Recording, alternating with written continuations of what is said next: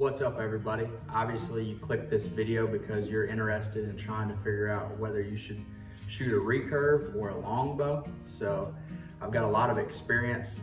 I've been shooting traditional bows for over 20 years, but I actually made the switch from shooting a compound over to traditional, to where I only hunt with a recurve or a longbow during archery season. So I made that switch in 2020.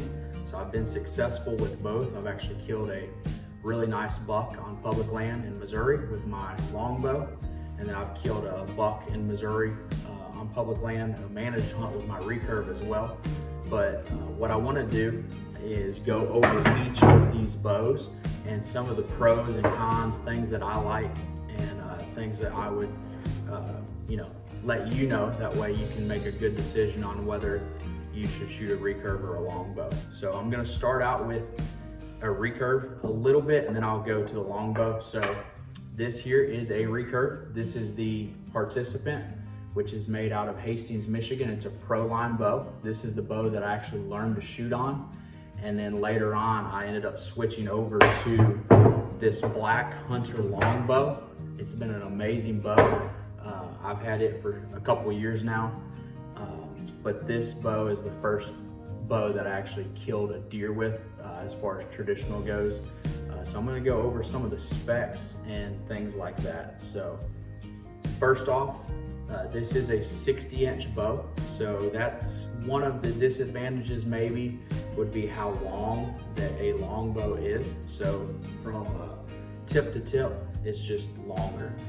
So with that being said, a recurve is gonna be a little bit shorter. So you can see how that curve is, and that's gonna do a couple things. I'll talk about that a little bit more.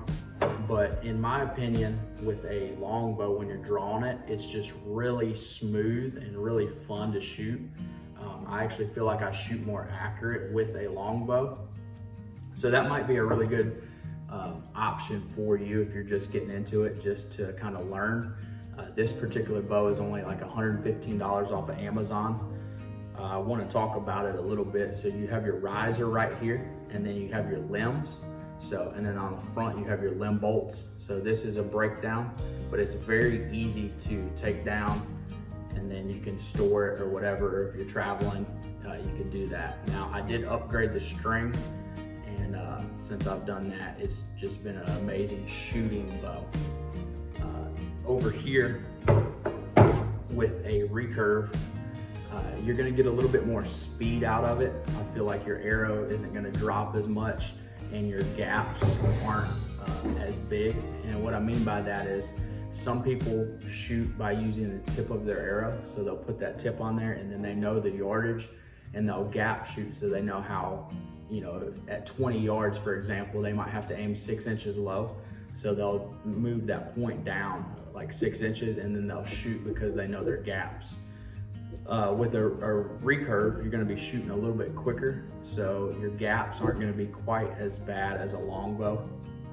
Now I did wanna talk about poundage on these as well. This particular bow is a 48-pound bow. So because of my draw length, when I draw back, I'm a 29-inch draw. So I'm actually inch longer than the 28 inches, which it tells you your poundage is based off of.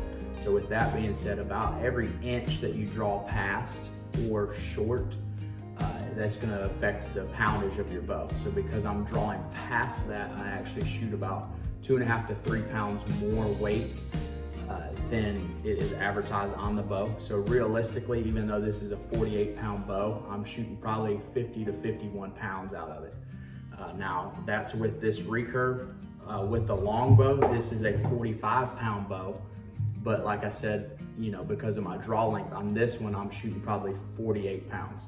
So it is a little bit lighter. I would recommend when you're starting out, I used to shoot 70 pounds with my compound. I can draw 80 pounds. It doesn't really matter. I don't have any problem drawing weight, but one thing I will recommend, I would recommend starting out low. So I only shoot 45 pounds because I've noticed over the years of shooting, the lower the poundage, the more accurate my group. And especially when you're trying to get an animal in there to that 10, 15 yard range, My confidence is there, and I just feel like I can shoot my bow a lot better. So I would recommend, probably doing a little bit lighter, and then you can always change and upgrade or get different limbs to where you work your way up. So 45 pounds is plenty to kill a deer. I actually have both of those hunts, and you can watch those at the very end if you would like to do that. But if you've never hunted with a traditional bow, I would definitely recommend doing that. Now your arrows are key. They can change up your setup and change a lot of things. So you're probably wondering why I've got all these different arrows. Each arrow is for a different purpose or whatever. So out of my longbow, I actually shoot these arrows. These are Easton Axis Traditionals. Now they shoot really well out of this bow. So it is a pretty heavy arrow. Overall, I'm shooting 600 grains. So that's very heavy. So these come in at 9.8 grains per inch, and then I have a 75 grain insert, and I'm shooting 175 grain tip. So there's 250 grains up front. So because of that, when your arrow shoots, it actually flexes as it flies. So because there's so much point weight, that makes my arrow weaker. So on this bow, I shoot a pretty stout spine. This is a 400 spine arrow out of my longbow. So that's what I shoot out of it. Now out of my recurve, I shoot a really light arrow. So this particular arrow is a Stalker Extreme. This is a 500 spine arrow, and it's only coming in at 7.3 grains per inch. I don't have any insert weight up here, but I am shooting a 175 grain Simmons Swamp Shark, which it does really, really well. It flies phenomenal and does great as far as harvesting animals. So this arrow comes in at probably 420 grains overall set up. So it's a lot lighter. So you're almost talking close to 200 grains difference. So because of that, this one's coming out of my recurve. It's shooting a lot faster, so I have a lot less drop on my arrow, so my gaps aren't as big. But like I said, I'm not a gap shooter, I'm an instinctive shooter. So I just look at my target, focus, draw back, and let it fly. So I don't have any issues with that.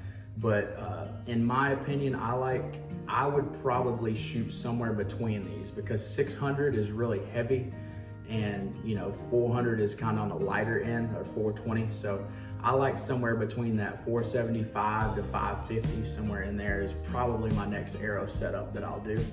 So, but that's just something to think about. And this particular one, the spine is 500 because it's a lighter point weight, so not as much flex in my arrow. So I don't have to shoot as stiff of a spine out of this particular arrow for the recurve bow. But both are really good bows. It just depends on you figuring out what you want to do, what's comfortable to you, and then just getting out there, practice and shooting. So thank y'all so much for watching this video. If you have any questions or anything, please reach out to me, and I'll help you out as much as I can.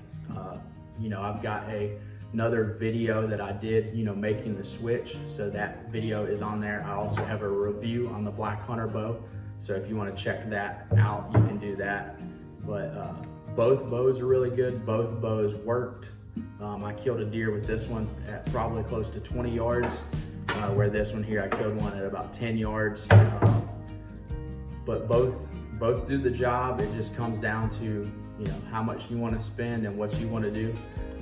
I wouldn't go, spending, a couple $1,000s on a bow just getting into it, because if you don't like it, it's going to be a lot harder to sell that bow. But you can get this particular bow in left-handed or right-handed, I believe, and you can also get it in a longbow or a recurve. So, for a pretty inexpensive price, less than 150 bucks, you can get you a really good bow and learn how to shoot traditional. So like I said earlier, if you got any questions, please let me know. Comment below.